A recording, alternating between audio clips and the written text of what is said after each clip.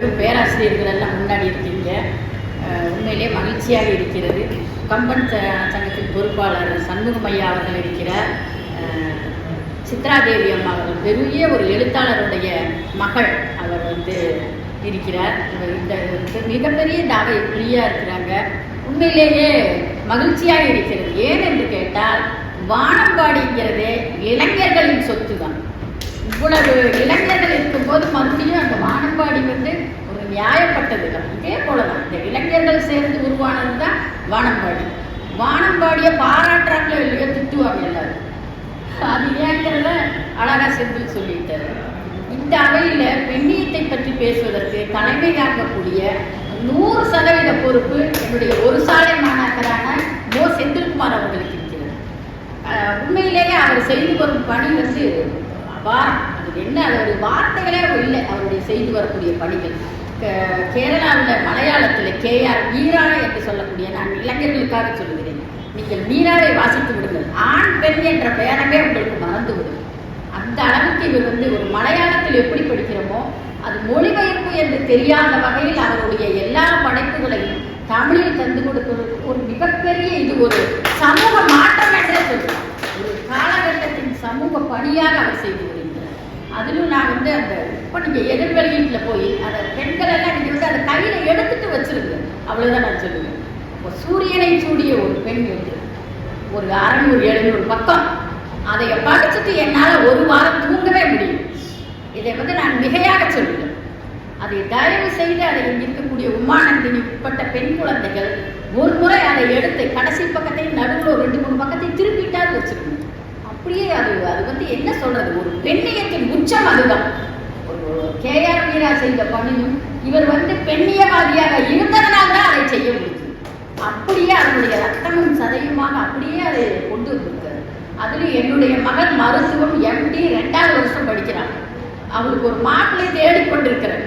இந்த சூழ்நிலையில் என்னால் அந்த புத்தகத்தை படிச்சுட்டு ஒரு பெண் குழந்தை இத்தனை நாள் நான் அதைத்தான் நினைச்சேன். நம்ம இவ்வளோ பெண்ணியம் பேசுகிறோம், எத்தனை மேடையில் பேசுகிறோம், ஆனால் இன்னுமே அப்படிதான் இருக்குது. ஒரு பெண் குழந்தையினுடைய படிக்க வைக்கிறோம், அதுகளை பாட வைக்கிறோம், மேடை ஏற்றி அழகு பார்க்குறோம், இதெல்லாம் வேலையே இல்லை. அதற்கு ஒரு தகுந்த துணையை தேடி அதை சமுதாயப்படுத்துகிறவங்க. அந்த இடத்துல தான் நம்ம தாயினுடைய பொறுப்பு அப்படியே பாரமாக அழுத்துகிறதுங்கிற அளவுக்கு உணர வச்சுட்டார். ஒரு சரியான துணையை தேடி தரலைன்னா அந்த குழந்தைகளுடைய வாழ்க்கையே நரகமா போகும். அப்படிங்கிறத அப்படியே அந்த 600-700 பக்கத்துலையும் கையில் எடுத்துட்டீங்கன்னா நீங்க கீழே வைக்க முடியாது. அந்த பெண்ணியத்தில் அவர் பெண்ணியம்ங்கிறதோட அர்த்தமே அதுதான். எனக்கு பெண்ணியம் கீழே ஒரு ஞாபகம் தான் வரும். இந்த ஐயாவுடைய சிற்பி ஐயாவுடைய வானம்பாடியில் இருந்த சாக்கடைகளுக்கு தான் இன்னும் பற்றவில்லைன்னு சொல்லுவாங்க. அப்போ என்னுடைய பாதிப்பாக தான் இருக்கும். ஜெயகாந்தன் கிட்ட ஒருத்தர் கேட்டாங்க, ஒரு கதை சொல்கிறேன்னு சொன்னார். சரி சொல்லுப்பா அப்படின்னு. ஒரு ஊரில் ஒரு வேசி இருந்தால் அப்படின்னு அவர் கதை சொல்ல தொடங்கும் போதே நிறுத்து, அது எப்படி இருக்கும், அவர் சிங்கப்பூரில் சொல்கிறத கற்பனை பண்ணிக்கிட்டே இருப்பேன் நான் ஒவ்வொரு தடவை. நிறுத்து நீ முதல்ல. ஒரு ஊரில் ஒரு பெண் இருந்தால் எழுதாத, வேசி இருந்தால் எழுதாத, ஒரு ஊரில் ஒரு பெண் வேசி ஆக்கப்பட்டால் என்று எழுது. இதுதான் பெண்ணியம். பெண்ணியம்ங்கிறது ஒரு நம்மளுடைய உடை மாற்றுவதோ அல்லது 12 மணிக்கு நகையை போட்டுட்டு வீதியில் போகிறதோ அதெல்லாம் இல்லை. அதெல்லாம் இப்போ சொன்னால் திருச்சு அப்படின்ட்டுவாங்க.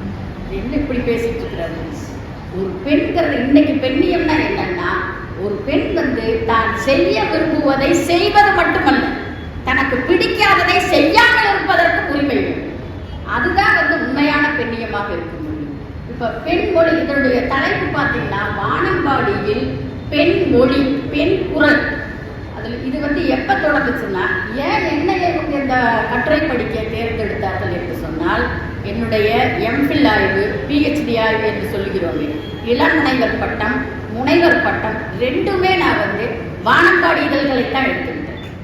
வானம்பாடி இதழில் என்னுடைய கைடு யாருன்னா என்னுடைய வழிகாட்டி நெறியாளர் கவிஞர் சிற்பி ஐயா. அப்போ நாங்கள் ஒரு சாலை மாணாக்கர். அப்போ அந்த கவிதையை பற்றி நாங்கள் படிச்சுட்டு இந்த நூலகத்தில் உட்கார்ந்து நான் செந்தில் சிவமணின்னு சொல்லுவோம். அவங்க எல்லாம் அப்படியே என்னமோ இப்போ எழுதுன மாதிரி இருந்துச்சு. அந்த வானம்பாடி வெளியான வருடம் 1971 அக்டோபர் 9ஆம் தேதி. இப்போ கோவையில் இருக்கக்கூடிய செந்திலுவை சங்க கட்டிடம் இப்போ இடிச்சுட்டாங்க. அந்த ரவுண்டில் போகும்போது அந்த கட்டிடத்தில் தான் இந்த வெளியீட்டு விழாவை நடத்தி இருக்கிறது. 22 இதழ்கள் 22 இதழ்கள்ல இத்தனை திட்டுறாங்களே, இத்தனை பேர் வானம்பாடி கவிதை மாதிரி எழுதுறீங்க, இப்படி எழுதுறீங்களே, உரத்த குரல்ல சத்தம் போட்டு இருக்கிறீங்களே. நம்முடைய சங்க மரபே உரத்த குரலில் பேசுவதுதான், முணு முணு முணு என்று பேசுவது நம்ம அல்ல. இது ஏன் வானம்பாடி வந்து இவ்வளவு சிறப்பாக தனியா இத்தனை காலம் 53 வருடங்கள் ஆயிடுச்சு வானம்பாடி வெளியே. ஆனாலும் இன்னும் ஏன் வானம்பாடிய ஒரு விமர்சித்து கொண்டே இருக்கிறார்கள், திறனாய்வு பண்ணிக்கிட்டே இருக்கிறாங்கன்னா, அது வரைக்கும் கட்டமைக்கப்பட்ட அத்தனையும் நொறுக்கி அடித்தவர்கள் இந்த வானம்பாடி. அதனாலதான் அது வரைக்கும் கசட தவிர எழுத்து எல்லாமே இருந்துச்சு. அவங்க எப்படி பேசுவாங்க,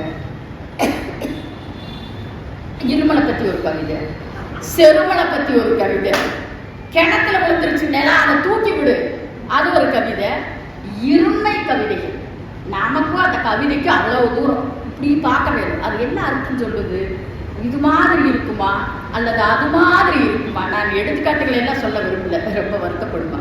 இதை விட முக்கியமான ஒன்று என்னன்னா, இது என்னுடைய கருத்தல்ல, உடனே எல்லாரும் சண்டைக்கு வந்துடுவாங்க. ஒரு பிரபலமான திறனாய்வாளர் சொன்ன கருத்து, அந்த வானம்பாடிகள் வருவதற்கு முன்பு வரை புது கவிதையின் மீது முப்புரி நூல் சுற்றப்பட்டு இருந்தது. அந்த முப்புரி நூலை அறுத்தறிந்தவர்கள் வானம்பாடி. கவிதை வந்து யாரோ ஒருத்தருக்கு மட்டும் அல்லப்பா, அட நீ எழுதலாம், அட நீயே எழுதலாம்ப்பா என்று சொன்னவர்கள் வானம்பாடிகள். அதுல இருக்க சமூக கட்டமைப்பு இருக்குதா, மார்க்சியம் இருக்குதா, இடதுசாரித்தனம் இருக்குதா, சிவப்பு இருக்குதா, அதெல்லாம் அப்புறம் வச்சுக்கோ. அந்த திறனாய்வெல்லாம் அப்புறம், முதல்ல நீ மேல வா. கீழே இருந்துக்கிட்டு அண்ணாந்து பார்த்துக்கிட்டு இருக்காத. கவிதைங்கிறது எங்கேயோ 7 கடல் தாண்டி 7 மலை தாண்டி ரகசியமா குசு குசுன்னு சொல்ற விஷயம் அல்ல. உன்னை பத்தி பேசுறது, என்னை பத்தி பேசுறது, நம்மை பத்தி பேசுவோம். அது வரைக்கும் இருந்த கவிதை மொழி எப்படி இருந்துச்சு, நான் நான் நான் அப்படிதான் இருந்துச்சு. கண்வயப்பட்ட கவிதையாக இருந்தது. முதலாக நீ முன்னாடி இருக்கிறவங்க சுட்டன மொழி மாற்றம் வந்தது வந்து இந்த கவிதை தான். வானம்பாடிகள் தான் செஞ்சாங்க. இது வந்து வானம்பாடிகள் வந்து கோவையில் ஏன் தோன்றுச்சுன்னா, கோவையில மட்டும் இல்லை, இந்தியா முழுக்க வசந்தத்தின் இடிமுழக்கம் என்று சொன்னார்களே, அப்படி இந்தியா முழுக்க ஒரு நெடும் சிவப்பு தீவிரமான ஒரு எதிர்ப்பு வந்துச்சு, இடதுசாரி தன்மை இருந்துச்சு. அதை இன்னுமே பாதுகாத்து வச்சிருக்கிறவங்க வங்கத்துல பாதுகாத்து வச்சிருக்கிறாங்க, நம்ம பக்கத்துல இருக்கிற கேரளாவில் பாதுகாத்து வச்சிருக்கிறாங்க. அந்த சிவப்பை வந்து இன்னுமே பொக்கிஷம் போல ஒரு தீ கங்கை பாதுகாத்து வைப்பது போல வைத்துக் கொண்டிருக்கிறார். அப்ப ஆந்திராவில எல்லாம் கத்தாரு, அவ்வளவு ஒரு தீவிரமா ஒரு பாட்டு பாடினாங்கன்னா அப்படி தீ பத்தி எரியும். வெறும் கவிதை இல்லை, கவிதை வாசிக்கல, அவங்க தீ பத்தி எறிகிற மாதிரி பத்தி எரிஞ்சுக்கிட்டு இருக்கும். அவ்வளவு ஒரு உணர்ச்சிகரமான ஒரு கவிதை இருந்தத எல்லா பக்கமும் தான் இருந்துச்சு, நம்ம கோவையில மட்டும் இல்லை.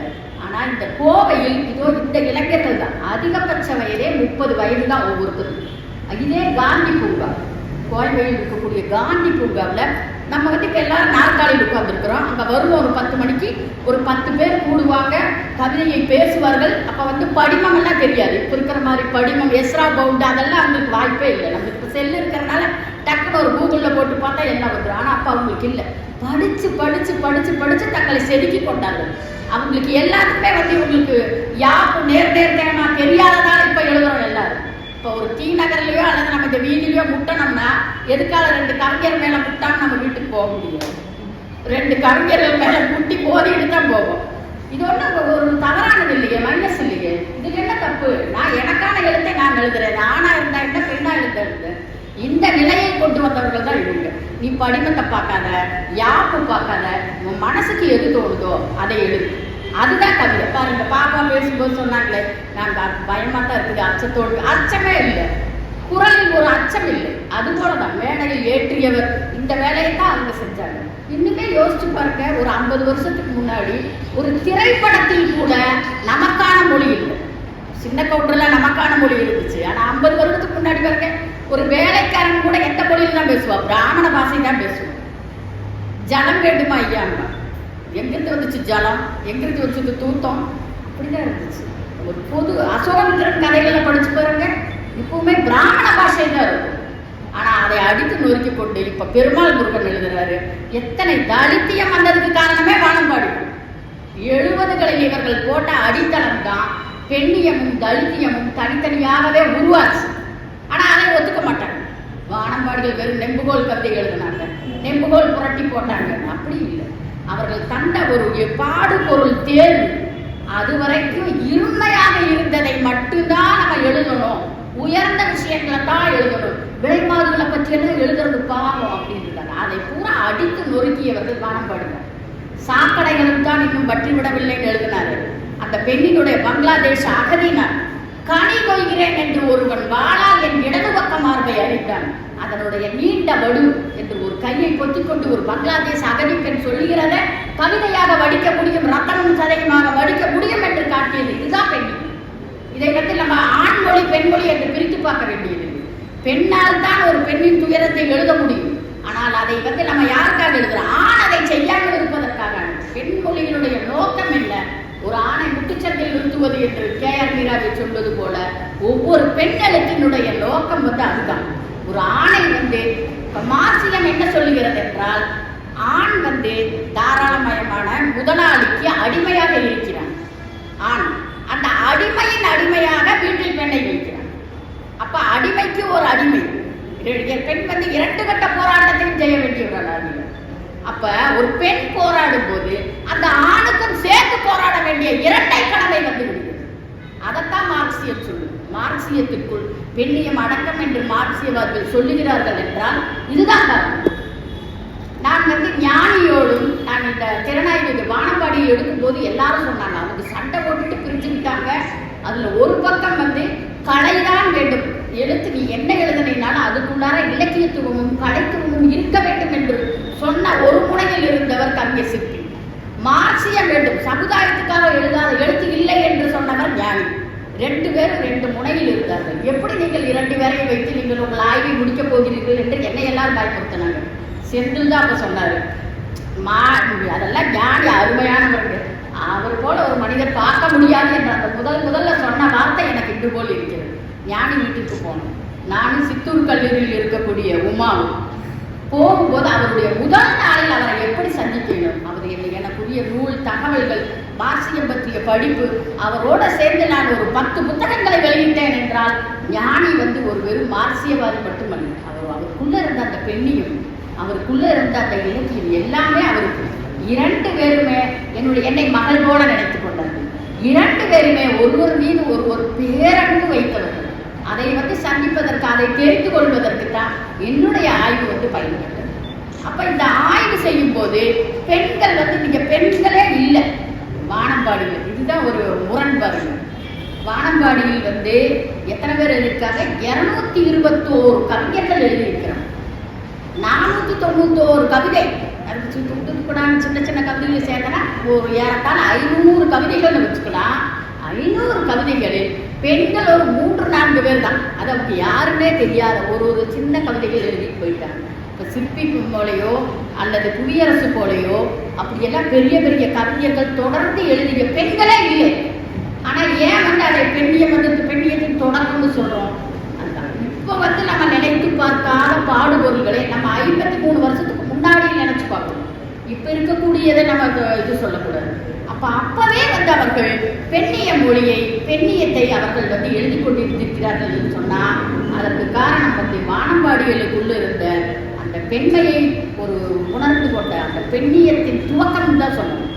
மாயோ ஏஞ்சலா தான் சொல்லுவாங்க, ஒரு ஆண் வந்து போராடுவது வேறு. ஒரு ஆண் வந்து ஒரு ஊதியத்திற்கு போராடுகிறாரோ அல்லது பொருளாதாரத்தை எதிர்த்து போராடலாம், தாராளமயவாதத்தை எதிர்த்து போராடலாம், அது போராட்டம் என்ற அளவில் தான் இருக்கும்.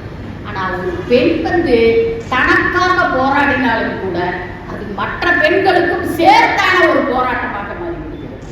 அதுதான் வந்து பெண்ணிய போராட்டத்துக்கும் ஆண்களுடைய போராட்டத்துக்கும் உள்ள வித்தியாசப்பாங்க. அதுபோல ஒரு கவிதை எழுதும்போது பொதுவான கவிதை எழுதுவது வேறு, பெண்ணிய சார்புள்ள ஒரு கவிதை எழுதுவது. உதாரணமாக பூபாலன் வந்து ஒரு கவிதை எழுதியிருப்பார், அம்மாவின் வந்து தீட்டு துணிகள் பற்றி சதுரமாக இருந்துச்சு. அது எவ்வளவு ஏன் அவ்வளவு நம்ம மனசை வந்து கொள்ளையடித்தது, நம்ம மனசுக்குள்ளார அது இருந்து போக மாட்டேங்குது. ஏனென்றால் அது பெண்கள் எழுதுவதை விட ஆண்கள் எழுதும்போது அதற்கு உண்டான அடர்த்தி அதிகமாகி விடுகிறது. அதே போல ஒரு பெண் எழுதும்போது நம்ம பிரியா எழுதுவாங்க, அந்த தாய்ப்பாடை வந்து அந்த ஒரு தேயிலை தோட்டத்தில் குழந்தைக்கு கொடுக்க முடியாமல் போச்சு. அப்போ எழுதும்போது ஏன் அதில் உள்ள அடர்த்தி அதிகமாக வருகிறது? அதை உணர்ந்தவள் பெண். அந்த மொழி வந்து பெண்ணுக்கு தான் வசப்படும் என்று. எனவே அந்த இருவேறு வித்தியாசங்களை பார்க்கும்போது அது வந்து எந்த நோக்கத்தை வைத்திருக்கிறது? பெண்ணியம் என்பது எதற்காக அதோடைய நோக்கம் என்ன? அந்த கவிதை எழுதும்போது அதை யாரை நோக்கி சொல்லப்படுகிறது? பெண் நான் என்ற எல்லாமான இந்த சமுதாயத்தை நோக்கி முன்வைக்கப்படுகிறது என்று சொல்லும்போது, தலித்தால் தான் தலித் இலக்கியம் எழுத முடியும் என்ற ஒரு வாதத்தை எடுத்துக்கொள்வது போல, பெண்ணால் தான் பெண்ணை செய்ய முடியும்னு சொல்றது ஒரு வாதம். ஆனால் அதனுடைய நோக்கம் மொத்தமான சமுதாயத்திற்காக இருக்கிறது என்பதை பார்க்கும்போது, இன்றைக்கு 53 வருடங்களுக்கு முன்பே ஒரு குறிப்பிட்ட ஒரு நேரமின்மை காரணமாக ஒரு 5 கவிஞர்களை பற்றி மட்டும் சொல்லுகிறேன். ஆண்மைய சிந்தனையிலிருந்து லிங்கமய சிந்தனை என்று சொல்லுகிறோம். எதை ஒரு பார்க்கும்போது நம்மளை அறியாமே நம்ம குழந்தைகள் உள்ள அது அப்படியே பாரம்பரியமாக வந்துவிட்டது. அதை நம்ம மாற்றுவது என்கிறது சொல்றது அது அவனுடைய 2000 வருஷமா வந்திருக்கு. ஒரு தூக்கு போடக்கூடிய ஒரு பெண்ணை கேட்பாங்க, உனக்கு 20 வயது தானே? அதுக்கு அந்த பெண் சொல்லுவா ஆராய்ச்சார் நாவல்ல, என்னுடைய வயது 2000. ஏன்னு கேட்டா அவர்களுடைய சமுதாயத்துல 2000 வருஷமா அவங்க தூக்கு போடுற வேலையை பாரம்பரியமா செஞ்சுட்டு வர்றாங்க. அப்ப அந்த பாரம்பரியம் நமக்குள்ளார படிச்சிருக்கு. அதே போலதான் ஒரு ஆண்மைய சிந்தனை, தந்தை மைய சிந்தனை, தந்தை அதிகார சிந்தனை என்று சொல்லுகிறோமே, அது இன்று நேற்று வந்ததில்லை. அது 2000-3000 வருடங்களாக மனதிற்குள் பதிந்தது. அதை நம்ம எதிர்த்து ஒரு சொல்லும் போது அதனுடைய அத்தனை 2000 வருடங்களை தாண்டி தான் அந்த ஒரு சொல் பெண் குரல் வர வேண்டியிருக்கிறது.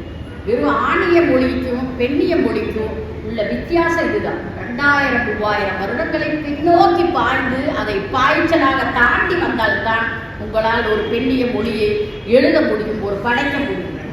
நம்மளை அறியாமையே அந்த பாய்ச்சலை நிகழ்த்த வேண்டும். அப்படியான ஒரு பாய்ச்சலை நிகழ்த்தியவர் தான் இங்கே இருக்கக்கூடிய வானம்பாடி கவிஞர்கள் ஒரு 4-5 பேர்.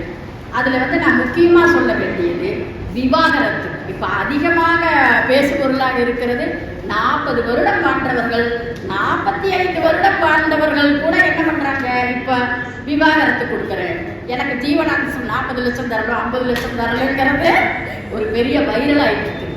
ஆனால் இதழ் வானம்பாடி இதழ் 6 வானம்பாடி இதழ் 6 இளம்ருகு என்ற கவிஞர் தான் நினைச்சே பார்க்க முடியாது. என்ன 53 வருஷத்துக்கு முன்னாடி இப்படி ஒன்று எழுதியிருக்கிறாங்களா?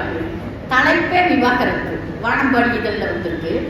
இனியும் இவனோடு வாழ்க்கை நடத்த என்னால் முடியாது. ஏதோ இப்போ நேரத்தைக்கு ஒரு 50 லட்சம் 60 லட்சம் கேட்ட பொண்ணு பேசுற மாதிரி இருக்கு பாருங்க அந்த குரல், இந்த கவிதை. இதில் எப்படி உரத்த குரல் வராது? மெதுவாக இனி இவன் கூட என்னால் வாழ முடியாதுன்னு எப்படி சொல்றது? வானம்பாடி உரத்த குரலில் பேசுகிறது என்றால் அதனுடைய நியாயம் இருக்கிறது. அந்த கவிதை பாருங்க. இனியும் இவனோடு வாழ்க்கை நடத்த என்னால் முடியாது, இதயம் முழுதும் நெருஞ்சிக்காடு, இதயம் முழுதும் நெருஞ்சிக்காடு, ரத்தம் கசிகிறது. இந்த 4 வரி போதும். ஏன் டைவர்ஸ் நோட்டீஸ் கொடுத்தோங்கிறதுக்கு இந்த 4 வரி போதும். இரத்தக்கரைகள் படிந்த கைகள், நரகத்தீ நாக்கு, இரவு மனதுள் காம போதை, இவனா என் கணவன், அதிகாரத்தின் தலையில் நடந்தே ஆடுபவன் இவனே, ஆசை குழந்தை. என்ன ஒரு இது என்ன இதை போய் இங்கே எந்த பாவில் அடக்குவீங்க? அவர் 4 பா சொன்னாரு. இது எல்லாம் எந்த பாவில் அடக்கிறது? ஆசை குழந்தையை நெஞ்சில் விதித்தே ஆடுபவன் இவனே. இதை கேட்ட ஜட்ஜ் டைவர்ஸ் நோட்டீஸ்க்கு தன்னப்பாட்டு கொடுப்பாரா மாட்டாரா? ஆசை குழந்தையை நெஞ்சில் விதித்தே ஆடுபவன் இவனே. இளம்பருக்குன்னு ஒரு கவிஞர், அவருக்கு இல்லை, மிக அற்புதமான கவிதை. அவர் எழுதுறதுலே நான் சொல்லுவேன், அவரை நேர்முகம் பார்த்து செல்லும் போது சொன்னேன், நீங்க எழுதுறதுலயே உச்ச கவிதை இதுதான் ஐயா அப்படின்னு. அப்ப சொன்னார், இத்தனை ஆண்டுகள் இவனோடு வாழ்ந்து என்ன சுகம் கண்டேன், எலும்பு கூடாய் மாறியதன்றி நான் என்ன சுகம் கண்டேன், இனியும் இவனோடு வாழ்க்கை நடத்த என்னால் முடியாது, இதயம் முழுதும் நெருஞ்சிக்காடு, ரத்தம் கசிகிறது. இதுல பெண் குரல் இல்லாம வேற என்ன குரல் நீங்க சொல்லுவீங்க? வானம்பாடியில் எழுதிய பெண் குரல், பெண் மொழிங்கிறது இதுக்கு. இதை விட இன்னொருத்தர் வர்றார், அறிவன். அவர் என்னுடைய நெருங்கிய நண்பர், கோவையில் தான் இருக்கிறாரு. இதை நான் திரும்ப திரும்ப சொல்கிறேன், இது 1971 எழுதிய கவிதை. இதுக்கப்புறம் தான் எல்லாமே பெண்ணியம் வந்தது, இப்போ இருக்கிற எல்லாமே வந்துச்சு பாருங்க. அந்த ராவண சங்காரம் முடிந்து ஆரண்ய வாசமும் அக்னி பிரவேசமும் முடிந்ததே, ஏ லட்சுமணா வனம் பார்க்கவென்று ரதம் ஏற சொல்லி என்னை அழைத்து வந்து இந்த நட்ட நடுநிசியில் இருண்ட காட்டில் கர்ப்பிணி என்னை நிற்கதியாக விட்டு போக கட்டளையிட்ட அந்த சீதாராமனின் புத்தியை ஆள்பவன் என்று ஒரு வண்டானா எழுதியிருக்கிறார். இந்த இதில் சாதியை குறிப்பிட்டு எழுத முடியுமா? எழுத முடியாது. எந்த சாதியையும் குறிப்பிட்டு இப்போ ஒரு கவிதை எழுத முடியாது. ஆனால் 1971 அறிவன் எழுதுறாரு. இதோடைய தலைப்பு ஜானகி புலம்பல். இதை எந்த குரல் நீங்க சொல்லுவீங்க? ஒரு பெண்ணியம் சார்ந்த ஒரு பெண்ணிய குரல்கள் தாங்க. கவிதை எழுதப்பட்டு அரை நூற்றாண்டுகளுக்கு மேலாகிறது. பெண்ணின் குரலில் அவளின் துயரத்தை அவளே சொல்ல முடியும் என்ற பதிவே இங்கே பாருங்க. இதுக்கு அடுத்ததான் எத்தனை கவிதை எழுதினாலும் மிக மிக முதன்மையான கவிதை என்று கவிஞர் சிற்பியின் கவிதை எனக்கு தோன்றுவது மதுரை வீரன் தான். அவர் வானம்பாடியில் எழுதிய 19 கவிதைகளுமே தொகுதியில் வந்துவிட்டது. ஆனால் இந்த கவிதையை முதல் இதழில் எழுதியிருக்கிறார் ஐயா. வானம்பாடி முதல் இதழில் முதல் கவிதையே மதுரை வீரன். புதுச்சேலை கட்டிய பூவரசு நிழலில் மதுரை வீரன் கொழுவிற்றிருந்தார். அப்படியே ஒரு மதுரை வீரன் அப்படியே உட்கார்ந்துட்டு இருக்கிற சில அப்படியே நம்ம கண்ணு முன்னாடி படிமமாக வரும். இந்த கவிதையை படிக்கும் போது களம் எங்கோ அதிர்ந்தது, கனைப்பொடி எழுந்தது. அந்த மதுரை வீரனை பார்க்கும் போதே நம்மளுக்கு அந்த குதிரை கனைப்பொடி கேட்குது. கனைப்பொடி எழுந்தது, குலுக்கிட்டு வாயும் குளம்படி சத்தம், களகளத்திட்டன கத்தி முனைகள், முதுகு தண்டில் எலும்பு குருத்தில் கதகதப்பு இரத்தமடைகள் எனக்குள் வெடித்து திறந்தன. பீடச்சிலையின் வீரனை வெடிக்க படைப்பு நாளங்கள் புடைக்கலாயின. ஆசை ஊற்றி ஆடை நெகிழ்ந்தது, நினைவு விரல்கள் திணவு கொண்டன. ஈரம் கசிந்த இதய களிமண் சிந்தனை கால்களின் மூலி நர்த்தனத்தில் சந்தனமாயிற்று. வா வா மதுரை வீரா என்று உதடுகள் பழுத்தன மந்திரம் சொல்லி. அப்பப்பா கருக்கொண்ட நாயகன், ஓ என் தலைமகன் உருக்கொண்டான் சிலையாய். தலைக்கு மேல் ஒரு பட்டாக்கத்தி, வனத்தில் உருவிய தோற்றம், மலைகளை வாரி விழுங்கும் முட்டை விழிகளில் உருவிய சீற்றம், கலையா இளமை கன்னிகை மார்பாய் நிமிர்ந்த மீசையின் ஏற்றம். முற்றத்தில் நாட்டுவித்தேன் முக்காலம் பூசையிட்டேன், முற்றத்தில் நாட்டுவித்தேன் முக்காலம் பூசையிட்டேன். சுற்றி துதிவாடி சூடம் கொளுத்தி வந்தேன். நேற்று நள்ளிரவிருக்கும் காற்று குளிர்ந்தடிக்க, தூற்றல் கசகசக்க கதவடைத்தேன் சரணடைந்தேன். கம்பளிக்குள் புழுவானேன். புதுநாள் விடியல், பூசை பொழுதாச்சு. மதுராபுரி வீரன் வழிபாட்டுக்கு ஓடோடி வந்தேன். முற்றத்து மழைநீரில் முச்சூடும் கூழாகி தரைமெழுகும் களிமண் தனக்குள் முனகிற்று.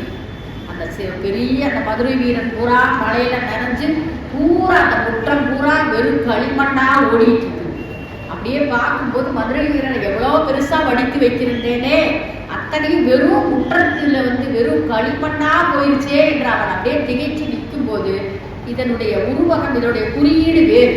இந்த நம்ம சுதந்திரம் கிடைத்தது மிகப்பெரிய பாலாறு தேனாறு ஓடும், அதில் நடக்கும் இதில் நடக்கும் எவ்வளவோ ஒரு மிகப்பெரிய மாயைகளை நாம் உருவாக்கி வைத்திருந்தோம். ஆனால் நடைமுறையில் அந்த அரசியல் செயல்பாடுகள் அத்தனையும் அப்படியே களிமண்ணா போயிடுச்சு. அதை இங்கே சுட்டுகிறார். ஒரு பெரிய ஒரு எதிர்பார்ப்பு பொய்த்து போய் அப்படியே போயிடுச்சு. அந்த நேரத்தில் இது சமூக கவிதை தானே, இதுக்குள்ள எங்கிருந்து பெண்ணிய குரல் வந்தது என்ற கேள்வி நமக்குள் வரலாம். ஆனால் அதுக்கப்புறம் அந்த களிமண் பூரா போச்சே, அப்போ அதை நினைக்கும் போது மனசு சொல்லுது, கவிஞருடைய மனசு சொல்லுது, அனுபவத்து தனி நெருப்பில் ஒற்றை பொழுதில் ஒரு கணம் நான் வெந்திருந்தால், அனுபவத்து தனி நெருப்பில் ஒரு கணம் நான் வெந்திருந்தால் என்ன இருக்கும்? சுட வச்சிருந்த அத்தம் பெரிய சிலைய நான் சுட வச்சிருந்தேன்னா இது ஆயிருக்காது. என்னோட அனுபவத்து தனி நெருப்பு, எந்த நெருப்புல சுட வைக்க வேணும்? நம் மனசில் உள்ள படிமக்களை அதுல சுட வச்சிருக்கோம். இதுவும் சமுதாய பார்வை தானே. இதுல எங்கிருந்து வந்துச்சு பெண்ணிய கவிதை? இதுதாங்க நீங்க எழுதிய கவிதைகளிலேயே உச்சமான பெண்ணிய கவிதை, ஆகச்சிறந்தன்னு சொல்லுவேன், ஆகச்சிறந்த பெண்ணிய கவிதைன்னு பாராட்டுவேன். இதுல எங்கிருந்து பெண்ணிய கவிதை வந்துச்சு? அங்கதான் கவிஞர் சிற்பியின் தனித்துவம் தெரிகிறது. எனக்கு அது பூரா கரைஞ்சு போச்சு. மதுரை வீரன் சிலை இதுவரைக்கும் சமூக பார்வையாக ஒரு மிகப்பெரிய பிம்பம், அரசியல் சார்ந்த ஒரு பிம்பம் நொறுங்கி போச்சு. அதைத்தான் நம்ம சமுதாய சிந்தனை நினைச்சிட்டு இருக்கிறோம். அப்ப அப்ப கவிஞருக்குள்ள இருக்கக்கூடிய அந்த பெண்ணிய சிந்தனை ஒரே ஒரு வரி வருது, எனக்கு அந்த பொம்மி நினைவு வர பொறுமை அழுது விட்டேன். பொம்மிங்கிறவர் மனைவி மதுரை வருது. அப்ப எல்லா அழிவுகளுக்கு பின்னாடியும் யாரை பாதிக்குது? பொம்மி தான். மனைவியையும் குழந்தைகளையும் பெண்களை தான் பாதிக்குது. இந்த பொம்மி நினைவு வர பொறுமை அழுது விட்டேன். இந்த ரெண்டே வரி தான் இந்த சமுதாய கவிதையை முழுக்க முழுக்க பெரிய குரலாக மாற்றுகிறது. இதே போல இந்த வானம்பாடிக்குள் ஒரு தனித்துவமான ஒரு கவிஞர் இருந்தார் என்று சொன்னால் அவர் அகால மரணம் அடைந்திருந்தார். கங்கை கொண்டான் என்ற ஒரு அற்புதமான கவிஞர். அந்த கங்கை கொண்டானுடைய கவிதைகள் கூட்டுப்புழுக்கள் இப்ப பதிப்பு இருக்காரு. அதை படித்து பார்த்துட்டு எனக்கு ஆய்வாளராக இருக்கும் போதே அவர் இல்லை, மிக இளம் வயதில் இறந்து விட்டார். திரைத்துறைக்கு போனாரு, அக்ரி காலேஜில் தான் படித்தாரு. திரைத்துறைக்கு போய் அநியாயமாக இறந்துட்டார். அப்போ அவருடைய கவிதையை படிக்கும் போதெல்லாம் இப்போ கணையாளி, அவர் கணையாளியில் இருக்கார். இப்போ நேற்று எழுதிய ஒரு கவிஞரை போன்ற அவருடைய வார்த்தை சேர்க்கைகளும் சொல் சேர்க்கைகளும். அப்போ அவர் எழுதினாரு, அவருடைய ஒரே ஒரு வரி பாருங்க, அவன் வந்த பின்னால், இது வெறும் காதல் கவிதை மட்டுமாக நம்ம நினைக்க முடியாது. அவன் வந்த பின்னால் என் பாவாடை பூக்கள் எல்லாம் இரவில் பறந்து போய் பட்டு பூச்சியாய் மாறிச்சிருக்கு. இந்த பாவாடையில் இருக்கிற பூவெல்லாம் இதெல்லாம் 1970 எழுதின கவிதை மாதிரியா இருக்குது. இன்றைக்கு ஒரு கவிஞர் எழுதலாம் கூட இப்படி ஒரு படிமத்தை உருவாக்க முடியாது. இப்படி ஒரு பெண்ணியம் சார்ந்த ஒரு சிந்தனை அந்த கங்கை கொண்டான் அந்த கவிஞருக்குள்ள இப்படி இருந்திருக்குதே அப்படின்னு நம்மளுக்கு அவ்வளவு ஆச்சரியமா இருக்கும். அவன் வந்த பின்னால் கவிஞருடைய வரிகள் பெண் மனதின் நனவிழி, ஒவ்வொரு பெண்ணுக்குள்ளாரையோ ஆண்களை விட நனவிழி மனதில் அதிகமான திறன் பெண்களுக்கு தான் இருக்குன்னு ஒரு ஆய்வாளர் சொல்றார். அப்ப அந்த நனவிழி மனதின் அனுபூதி என்று சொல்கிறோம், மிஸ்டிக் என்று சொல்கிறார்கள் அல்லவா, அந்த மிஸ்டிக் நிலையை ஒரு ஆணால எத்தனை பாடுபட்டாலும் எழுத முடியாது. ஆனா கங்கை கொண்டான் 50% பக்கத்துல போயிட்டாரு அப்படின்னு ஒரே ஆச்சரியமா இருக்கும். அப்பவே இது 70களில் எழுதிய கவிதைகளா 2024 எழுதிய கவிதை போல இருக்கிறதேன்னு தோண வச்சது. என் ஜுவாலஜி நோட்டுக்குள் அவர் எழுதுறாரு, என் பெண் பொருத்தி சொல்றாங்க, என் ஜுவாலஜி நோட்டுக்குள் அறுபட்ட தவளைகளின் இறைச்சல்.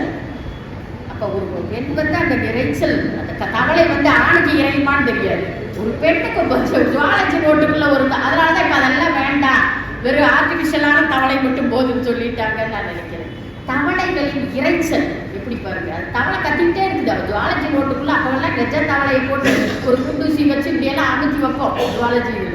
அப்ப என் ஜுவாலஜி நோட்டுக்குள்ள அறுபட்ட தவளைகள் இறைச்சல், என் நேரமும் அம்மாவின் அறிவுரைகள். அந்த வயது வருது 10 வயசுல என் நேரம் பார்த்தாலும் அம்மாவோட அறிவுரை அப்படித்தான் தெரியும். அந்த வயது அப்படியே அந்த கவிஞர் கொண்டு வந்திருக்கிறாரு அந்த குரல்ல. வானப்பாடிகள் என்பது வெறும் இறைச்சல் கவிதைகள், உரத்த கவிதைகள் என்பவர்களுக்கு இந்த ஒரு கவிதை போதுமே. அது அப்படியெல்லாம் இல்லப்பா, இவங்க வானப்பாடிகள் அப்படி எழுதப்பான்னு சொல்றதுக்கு இந்த கங்கை கொண்டான் என்ற அந்த ஒரு கவிஞனுடைய இந்த ஒரு கவிதை போதுமே. அப்படி இனிய 16 இருக்கும் பெண்ணின் உணர்வை சரியாக வாசகனிடத்தில் கொண்டு போய் சேர்த்தது கங்கை கொண்டான். இது நான் என்று உணர்த்தும் பரிமாணம் தனியாளாய் வடம் பிடிக்கும் ரதோற்சவம். இதை விட ஒரு உவமை பாருங்க, ஒரு தேரை வடம் பிடிக்கணும்னா ஒரு கூட்டம், ஒரு ஊரே வரணும், ஒரு யானை வந்தா தான் அந்த தேர்ல வரும். ஆனா கங்கை கொண்டான் எழுதுறாரு, ஒரு பெண் மனதிற்குள் ஒரு ஆண் வந்து விட்டால் அது பெரிய ரத உற்சவம், ஒரு பெரிய ரதம் நகர்ந்து. ஆனா இந்த ரதத்துக்கு வேற கூட்டமெல்லாம் வேண்டாம், தனி ஆளாய் தனிய தான் மட்டும்தான். என் மனசுக்கு சங்க கவிதைக்கு அருகில் போய்விடவில்லையா? இதை போய் நீங்க வானம்பாடி உரத்த குரல் எப்படி சொல்றதுக்கு என் மனசு வருது அப்படின்னு எனக்கு இந்த கவிதை படிக்கும் போதெல்லாம் தோணும். தனி ஆளாய் வடம் பிடிக்கும். நானே என்னோட தேரு எனக்குள்ளதான் இருக்குது. ஒரு பெண் சொல்ற தேரும் எனக்குள்ளதான் இருக்குது, அதுக்கு வடம் பிடிக்கிறதும் நானே தான் வடம் பிடிச்சுக்கணும். இது சங்க இலக்கியத்திற்கு மிக அருகில் இருக்கக்கூடிய ஒரு குறியீடு. யாரோடும் படம் பார்க்க சலிப்பு, யார் பக்கத்துல அம்மா உட்காந்துருந்தாலும் அப்பா உட்காந்துருந்தாலும் யாரோடும் படம் பார்க்க சலிப்பு. இதுதான் ஒரு 17 பெண்ணினுடைய உணர்வு அப்படியே இருக்குது என்று பெண்ணினுடைய அகமனதின் படப்பிடிப்புகளாக இருக்கும். இக்கவிதையில் பெண்ணிய சொல்லாடலானது உணர்வு எழுச்சி நிலையில் அமைந்துள்ளது. இதை விட வானம்பாடியிலேயே எல்லா விமர்சகர்களும் இவ்வளோ உயரத்துல வைக்கிற ஒரு பெண்ணிய கவிதை இருக்குது. நான் விரைவில் முடித்து விடுகிறேன். சோழன் முதல்லே சொன்னார், நீங்க பேச ஆரம்பிச்சீங்கன்னா 1 மணி நேரத்துக்கு கம்மியாக பேச மாட்டேங்கன்னாரு. நான் 1/2 மணி நேரத்தில் முடித்து விடுகிறேன். கள்ளிகை என்ற கவிதை வானம்பாடியிலே அவசியமாக நீங்கள் படிக்க வேண்டிய பெரிய மிக நீண்ட கவிதை 10-12 பக்கத்துக்கு இருக்கும். அதுல அவ்வளவு ஒரு நீண்ட கவிதையில அப்போதைக்கு என்ன சொன்னாங்க, மார்க்சியம் கொஞ்சம் சற்று தூக்கலாக இருக்கிறது. ஞானி எழுதுனா நான் மார்க்சியம் இல்லாம வேற என்ன இருக்கும், அவர் மார்க்சியாருக்கு அதுதான் இருக்கும். ஆனாலும் அதை தாண்டி அவர் அதுக்குள்ளார பெண்ணியத்தை கொதித்து வைத்திருப்பார். அகலிகை கதை நம்ம எல்லாருக்குமே தெரியும். ராமனுடைய கால் பட்டால் பெண்ணாக மாறினார். யாராவது ஒரு ஆண் வந்துதான் பெண்ணுக்கு உயர்வு தரணும் அப்படிங்கிறது தான் ஆணிய புத்தி. ஆனா பெண் சொல்றா பாருங்க, இந்த கவிதையை படிச்சா அந்த இந்திரன் வர்றான் இல்லை, அப்போ ஒரு இதுல சொல்லியிருப்பாரு, அவன் வர்றான், அவன் இது பண்ணிட்டா நீ கேட்டு போட்டு அப்படியே நிக்கிறே, அந்த இந்திரனை நீ எப்படி செய்ய, ஒரு சாணியை தட்டி தூக்கி எறிவது போல எரிய வேண்டாம். இதை விட அது பெண்ணாலதான் முடியும். அந்த ஓமை சாணியை அந்த எருவை தட்டும் போது அப்படி தூக்கி விழுந்தா விட்டு போடா போட்டு அது மாதிரி அல்லவா கணவன் இருக்க வேண்டும். ஒரு உவமை பாருங்க, ஒரு சாணியை தட்டி எறிவதை போல விட்டு விட்டு மரம் போல நிக்கிறது அப்படின்னு கேட்பாங்க. அப்ப அகலிகை அப்ப அந்த நீண்ட கவிதையில் மார்க்சியமும் பெண்ணியமும் இணைந்த கவிதை. மார்க்சியத்தை பொறுத்தவரை திரும்ப திரும்ப சொல்றேன், வர்க்க போராட்டம்ங்கிறது அவங்க பெண்ணியத்தையும் சேர்த்து தான் உள்ள போட்டுக்கிறாங்க. ஒரு பாட்டல்ல உள்ள போட்டு குடிக்கி இதுல எல்லாம் இருக்கு, சர்வரோக சஞ்சரி மாதிரி மார்க்சியத்தை உள்ள போட்டுக்கிட்டாங்க ஆரம்பத்துல. ஆனா பின் வந்த ஞானி பின்னாளில் பெண்ணியத்தை தனியாக எடுத்து வச்சார். அம்மா ஏன் வானம்பாடி ஞானியை இவ்வளவு பேர் இன்னுமே கொண்டாடிட்டு இருக்கிறோம் அப்படின்னா, அவர் இந்த மண்ணுக்கேற்ற மார்க்சியத்தை கொண்டு வந்தார். மண்ணுக்கேற்ற மார்க்சியம்னா என்ன மண்ணை கொஞ்சம் போட்டுக்கிறதா, அப்படி இல்லை. இந்த மண்ணில் இங்கே இருக்கக்கூடிய இலக்கியங்களில் எத்தனை சாத்தியம் இருக்கிறது, இதில் இருக்கக்கூடிய நீதிகளை எங்கேயோ ரஷ்யாவிலிருந்து அவர் எடுத்துக்காட்டு காமிக்கிறார், நம்ம சிலம்பில் இருந்து காண்பித்தார், மறுவாசிப்பு செய்தார். அதுதான் ஞானியை ஒரு அறிஞராக நிலைநாட்டியது. வெள்ளியல் அறிஞராக ஞானியை நிலைநாட்டியதற்கு காரணம் அவர் இந்த மார்க்சியத்தை, அங்கே பாருங்கள் ரஷ்யாவை பாருங்கள், ரஷ்யாவை பாருங்கள் சொன்ன ஒரு முரட்டு மார்க்சியவாதியாக இல்லாமல் பிளெக்சிபிள் என்று சொல்கிறார்களே, நம்முடைய மண்ணிலிருந்து எடுத்துக்காட்டு தந்தார். நம்முடைய சிலம்பில் இருக்குதுயா, இதை விட என்ன வேண்டும்? பெய்யன பெய்யும் மழை என்று சொல்றீங்கல்ல திருக்குறள்ல, அதோட அப்படி இல்லை. வெய்யுங்கிற மழைன்னா மழை அல்ல. ஒரு பெண் எப்போது உறவு கொள்ள விரும்புகிறாள் என்று விரும்பினாலோ அப்பவே அவளுக்கு உடல் உறவு கொள்ள உரிமை இருக்கிறது. அதைத்தான் வள்ளுவர் சொன்னார். நீங்க சொன்ன மாதிரி இப்ப பத்தினி இப்படி பெய்யல மழை பெய்யுன்னா அந்த நீர் மலையை சொல்லுறாரு. இதன் உள்ளுக்குள்ளார எவ்வளவு இருக்குது, இந்த பெண்ணுடைய மனசு இருக்குது. உடல் அரசியல் சொல்றீங்கல்ல, அது பெண்ணுக்கு உள்ளானதாக இருக்க வேண்டும் அப்படின்னு எடுத்து காமிச்சவர் தான் வானம்பாடி கோவை ஞானி. அதனாலதான் அவர் மண்ணுக்கேற்ற மார்க்சியம் ஒரு வார்த்தை எல்லாரும் சொல்லிடுவாங்க. என்னையா மண்ணுக்கேற்ற மார்க்சியம்? இதுதான் சிலம்பில் இருக்கிறது.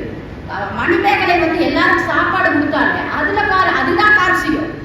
பசி இல்லாம செய்யறது இருக்குதே, இதுதான் மார்க்சியம். அதை விட்டு நீ ரஷ்யாவை பாரு, சோவியத்தை பாருன்னா அது இல்லை. என்று அவருடைய கொள்கை பூராவே இந்த கல்லிகை என்ற கல்லிகைன்னு ஒரு தொகுப்பாவே ஒரு கல்வி தொகுப்பை அவர் கொண்டு வந்தார். அப்ப இந்த கல்லிகை என்ற ஒரு கவிதைக்குள் அத்தனை அவர் கொண்டு வந்திருக்கிறார். மார்க்சியம் பெண்ணியமும் சரிவிகிதமாக கலந்த ஒரு கவிதையாக நாம் கல்லிகையை மதிப்பிட செய்ய முடியும். அதுதான் வானம்பாடிகளோட பெண்ணிய குரலாக இருக்கும். அதுதான் பெண்ணிய பொருள். எப்படி சொல்றாரு பாருங்க, கல்லிகை கவிதை ஒரு சின்ன எடுத்துக்காட்டை மட்டும் சொல்லிக்கொண்டு நான் விடைபெறலாம் இருக்கிறேன். என் கணவன் மானோடு ஓட விரும்பிய என் கால்களில் மான்குட்டி துள்ளி ஓடிட்டு இருக்குது. அகலிகை சொல்றான், அகலிகையுடைய குரல். மானோடு துள்ளி ஓட விரும்பல நான், ஆனா அவன் என்ன பண்ணா, என் கால்களில் மந்திர கயிறு பூட்டினான். ஐயோ, பெண் அப்படி ஓடக்கூடாது, நீ மந்திர கயிறு பூட்டின. ஏன்னா முடிவெட்டுக்கு என்ன தெரியும், சாதா கயிறு தெரியும், மந்திர கயிறு தான் தெரியும். மந்திர கயிறு பூட்டினான். காடெல்லாம் சுற்றி வர விரும்பிய என்னை குடிசை கொட்டிலில் கட்டி போட்டான். குடிசை கொட்டில தீ அவியாம பார்த்துக்கோ, அதுதான் உன் பொறுப்பு. சோறாக்கி வைக்கணும், பணிகளை தேடி வை, கிழங்க தேடி வை. இதுதான் இந்த வரைக்கும் அப்படித்தானே. ஒரு ஆப்ரேஷன் போகணும்னா கூட இட்லி பொடி செஞ்சு வச்சுட்டு தான் போகணும், மாவாட்டி ஃப்ரிட்ஜுக்குள்ள நிறச்சி வச்சுட்டு தான் போகணும். 4 நாளைக்கு ஆப்ரேஷன்னா 4 நாளைக்கு மாவு இருக்கணும். இன்னும் சாம்பார் வேண்டாம், புளிக்குழம்பு வச்சா இன்னும் 10 நாளைக்கு வச்சுக்கலாம். புளிக்குழம்பு வச்சு ஃப்ரிட்ஜுக்குள்ள அரைச்சிட்டு தான் போகணும் ஒரு பெண். அப்படிதானே இருக்கிறது இந்த வரைக்கும். அதைத்தான் அந்த காலத்திலேயே அகலிகைக்கு இதேதான். காடெல்லாம் சுற்றி வர விரும்பிய என்னை குடிசை கொட்டிலில் கட்டி போட்டான். பருத்தியாடை பரிசு, இது ஒரு ஆசையா, பருத்தியாடை பரிசு கேட்ட போது தலையாடை தண்டனையை நல்கினான். அகலிகை மணக்கொடி வீட்டை கட்டும் போது வேதப்படையால் வெட்டி போட்டான்.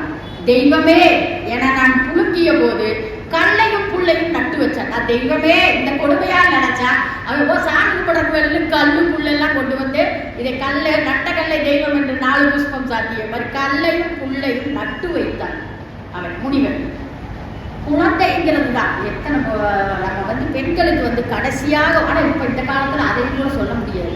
குழந்தைங்கிறது தான் ஒரு பெண்ணை கட்டி போடக்கூடிய, இன்னுமே வந்து குடும்ப அமைப்புக்குள் இருக்க வைக்கிற கடைசி கண்ணி குழந்தை. அதையும் கூட நீங்கள் ஆண்கள் வந்து இது பண்ணிடக்கூடாது. அந்த கடைசி கண்ணியில் விட்டுவிட வேண்டும். அந்த கடைசி கண்ணியில்லாத தொடுத்துட்டு இருக்கட்டு பெண்கள். இப்போவெல்லாம் வந்து வரதட்சணை முதிர்கல்விங்கிறதெல்லாம் கேட்டால் நமக்கே சிரிப்பு வருது. பெண்கள் தான் வரதட்சணை கேட்கறது. 1.5 லட்சம் சம்பளம் பெண்ணு வாங்குறான். ஆனால் அதுக்கேற்ற மாப்பிள்ளை 20,000 30,000 சம்பளம் வாங்கிட்டு வந்து நிற்கிறாரு. சரி ஹவுஸ் ஹஸ்பண்டாலும் வச்சுக்கலாமா அப்படிங்கிற லெவலுக்கு தான் இன்னைக்கு போயிடுச்சு.